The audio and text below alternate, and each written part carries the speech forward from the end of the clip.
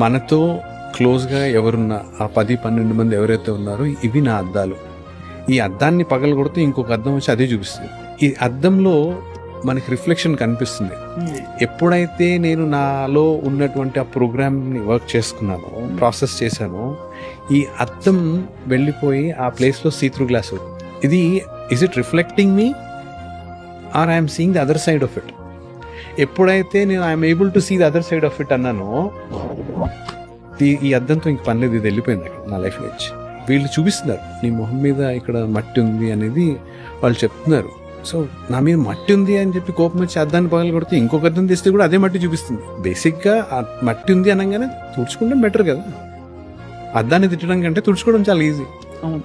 ఆ అద్దాన్ని తుడిచే ప్రయత్నం చేస్తాం, వాడిని మార్చే ప్రయత్నం అంటే అద్దాన్ని తుడిచామని ఏం కుదరదు.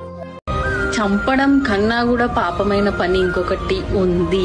ఏంది అంటే, ఒకళ్ళు హ్యాపీగా ఉన్న లైఫ్లోకి పోయి వాళ్ళకి దగ్గరయ్యి వాళ్ళని ఆడించి పాడించి నవ్వించి వాళ్ళకి మొత్తం మీరే అయ్యి వాళ్ళు మిమ్మల్ని వదిలి ఉండలేని సిచ్యువేషన్లో మీరు వాళ్ళని వదిలేయడం అంతకన్నా పెద్ద పాపం ఇంకొకటి లేదు.